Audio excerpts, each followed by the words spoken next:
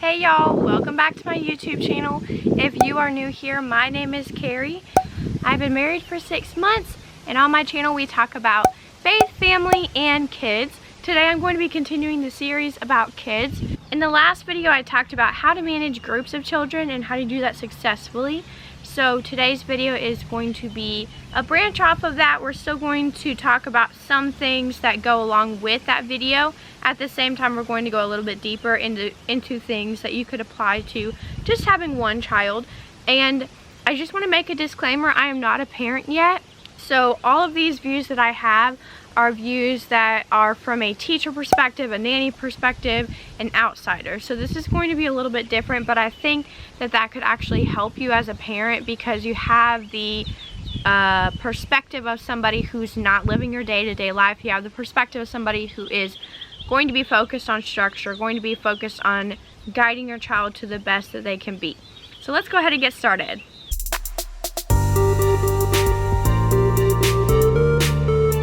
So the first thing I want to talk about is transitions. Transitions are important whether you're in a classroom or whether you're a parent. So transitions in a nanny life look something like this. We need to go downstairs to eat snack, but we're taking a potty break right now. So as I diaper the children for their potty break, the children I nanny are still in diapers. I do it one at a time, and then they pull up their own shorts, and when they're finished, they ask me, go to playroom, because that's usually something I let them do on their own without a seated transition.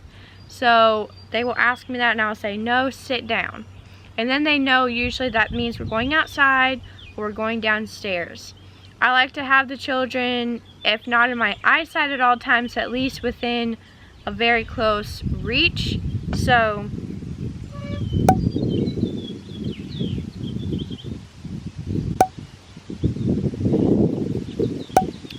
sorry about that. My husband is getting a hornet at the house, and it was on the window. Anyways, okay. So what I do is I have the children sit down until they're all finished, and then we all go downstairs together. Anytime that you're in a transition period, having a child sit, especially if you are in a group setting, this is where it's going to benefit you. So even when I was in a classroom and I had 25-year-olds, anytime that we were going to be in one place for a while, instead of standing, I'd have them sit, and I would keep them in their lines or whatever have you, or I'd have them sit against a wall all next to each other. But anytime that you have a transition that's more than, I would say, a few minutes, children are going to get antsy. They're going to want to run around, they're going to want to run away, they're going to want to talk, yell, scream, play, and then they're not focused on the routine. So again, this kind of slides into why routine is so important, as I said in my first video, as my number one as well. The second thing that I would say is music and songs are very important in how you manage children. So during transitions in a classroom, when I was switching from subject to subject, I would have the kids stand up, we would do a song, it gets them moving, and so they can get some of their wiggles out, and at the same time, it allows the transition to be smooth. Whereas during a transition without that, they're going to be more tempted to talk to their friends, to cause trouble, whatever. Whenever I'm doing transitions with the kids I currently nanny, for example, if I'm doing a diaper change. Now this is before I started potty training, but when I would do diaper changes and have to lay them down, when they get to a certain age, they just don't want to be laying there still for you anymore. So I would do all sorts of sound effects and talking to them to keep them focused on what we were doing. I always made sure that the kind of talking I did was something that was going to be included in the routine every single time. So I wasn't just chit-chatting with them. Whenever I'm laying them down for a diaper change, I say, okay, now it's time for a diaper change, okay? So I included sign language in there. That gets their attention because they're like, oh, hey, that means something, and they're going to try to figure that out. But also using sound effects. I would use it whenever I would pick a child up to put them into the crib or something like that. The sound effects really just kind of help the child know that what you're doing is something that's fun or okay. So let's just put it into perspective for us. If someone just came up behind you and picked you up, your first reaction is probably going to be screaming, okay?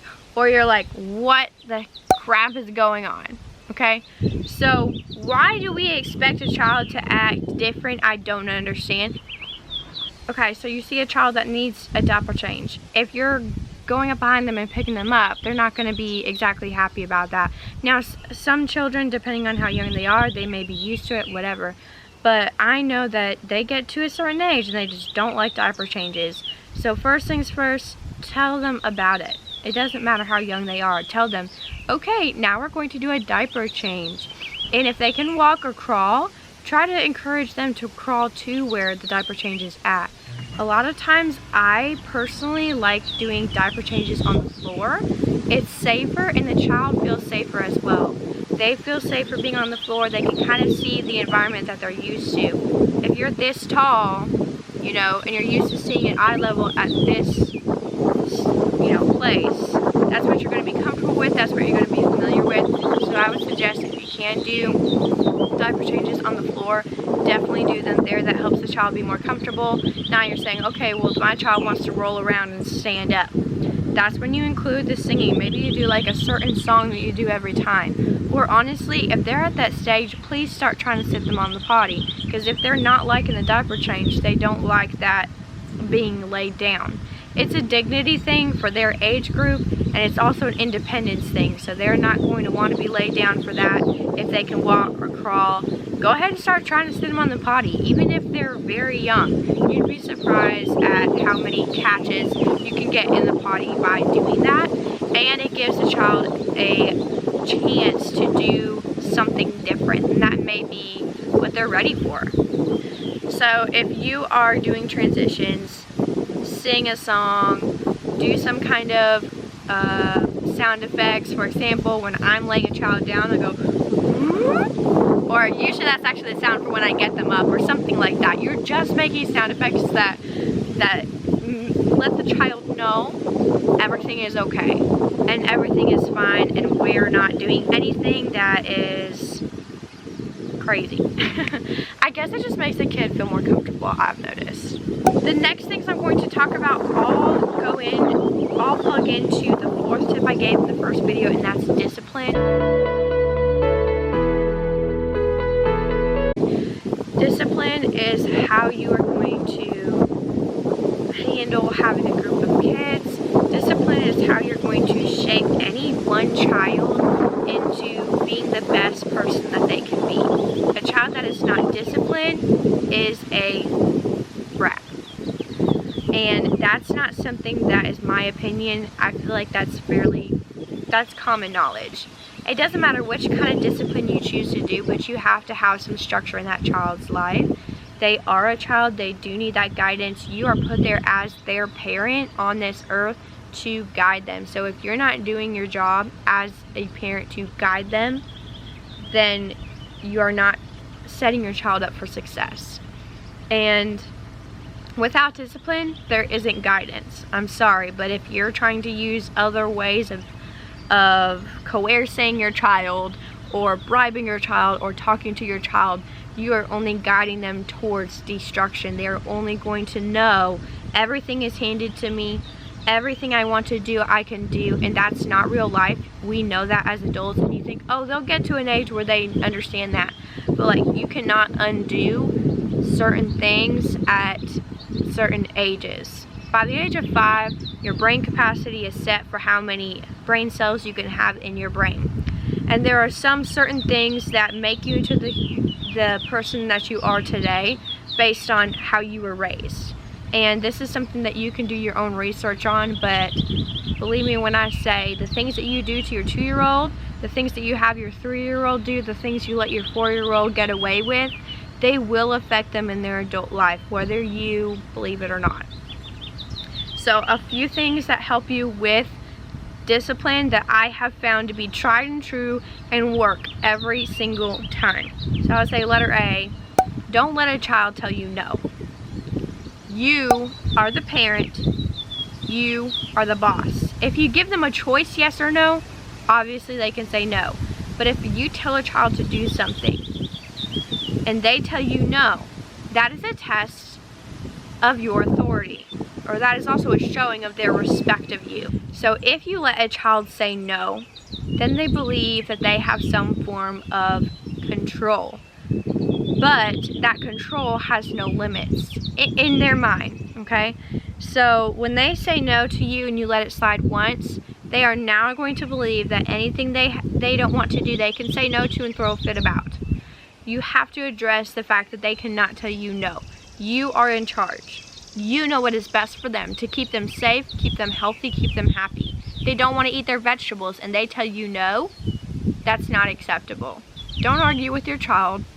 They are your child. You are the parent. And I'm not sure why that line gets smushed so often. But if you are a babysitter, you know you've seen the parents that just kind of let their child run the house. And as a parent, I hope I am never that way. I know as a nanny, as a babysitter, as a teacher, I was never that way. The children that I watch, the children that I have taught in the past, they're not allowed to say no to Miss Carrie, and they know it. And let me just say that a lot of times I build the respect from the beginning enough that they don't even try it with me. If they do tell me no, again, that is what gets addressed. What doesn't get addressed is what they're telling me no about. If a child says, no, I don't want to eat my vegetables, I don't say, well, you need to. Or try to reason with them, okay? They're a child, their reasoning is not mature. So you need to address the fact that they just told you no, instead of addressing the fact that they're not going to eat their vegetables. You say, I have told you to eat your vegetables, you're going to eat them, or there will be consequences. If you don't set up consequences, if you don't have a discipline structure, if you're not consistent in it, this part doesn't work, okay? You can't just say, you can't tell me no, and then that's it. Like, you have to have some kind of structure and steps that you take as a parent or as a nanny or as a babysitter or as a teacher that you take to make sure that that child is set up for success in doing what's right. You cannot leave the limits and the boundaries open and expect a child to know what to do. Letter B would be to address fake fuss. This starts very young, where they do this or they could even like full out cry, but no tears are coming down their face. That is fake fuss. And I try to nip it in the bud. It's really just saying, pay attention to me, because A, I fell down but I'm fine, or B, I want a toy someone else has, or C, I don't want to do what you want me to do, I don't want to go here, I don't want to eat that, I don't want to do that. Whatever it is, they're kind of rebelling against it, and that's their way of rebelling, is because they don't, maybe they're not quite verbal yet, or even if they are verbal, they just want to act babyish to get attention. There's about to be a truck driving behind me, so it's very awkward because they're driving slowly. Yep. Okay, farm life. This is where I live, folks. Okay, so again, whenever you are disciplining a child about fake fuss, remember that that's what you address first. You're not addressing what they're fussing about until you have gotten that fake fuss taken care of first. The third, the letter C, I would say, and this is probably the most important thing that you can do, so I hope you're paying attention. Don't break eye contact. If you are getting onto a child, you have to look them right in the eye. We talked about that in the first video, how important eye contact is, but don't break that eye contact. Okay, let's say that you caught one of your kids hitting their sibling or their friend, whatever. Then you can say, Bobby, we do not hit our friends. Okay, maybe this is the warning you give them. Keep eye contact with this long as they are keeping eye contact with you. Now, seriously, I have had kids who will just keep staring, even babies. They'll just keep direct eye contact. They're testing you. They're testing you to see how long you will keep that eye contact and that authority. And I promise you that this is part of breaking their will as far as going outside the boundaries and limits that you've set. So keeping eye contact is so important. Let them break it first. Now the second that they break that eye contact, fine. But as long as you're looking at them, it's intimidating, but in a very good way. It's in a way that's not harming them. It's in a way that is building character, okay? Don't break eye contact first. You let them break that. And that is when you're disciplining. Lastly, letter D. This kind of ties into the last thing I talked about in my last video, and that's the whole yes ma'am thing at the end of giving an instruction.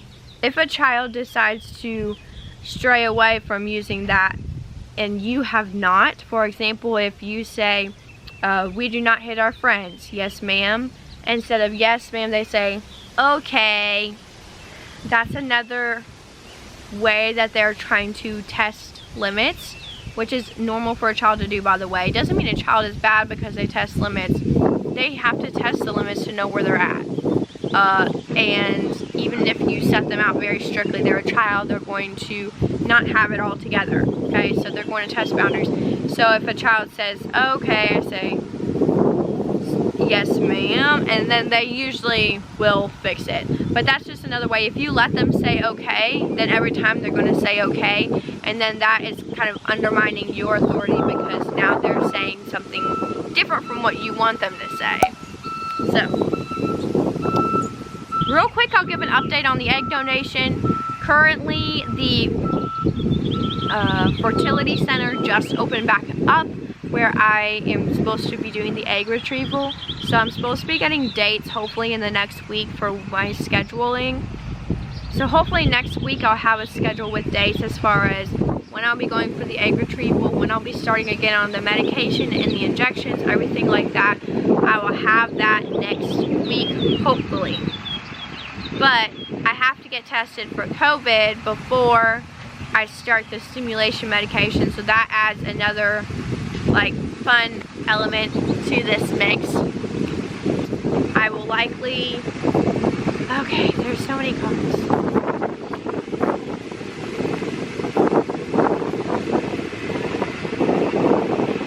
Basically what's going to happen is the egg retrieval will be in June, and I have to wait 3 weeks after the egg retrieval before having intercourse because there's a danger of having like 20 eggs fertilized all at the same time. We don't want that. So we're gonna wait, and July is not a month that Tyler and I can try to conceive because 9 months from July is April, and I'm not moving my wedding again. If this is your first time here, I'll link right here the video for what happened to our wedding. I'm sure you can probably figure it out with everything that's going on right now.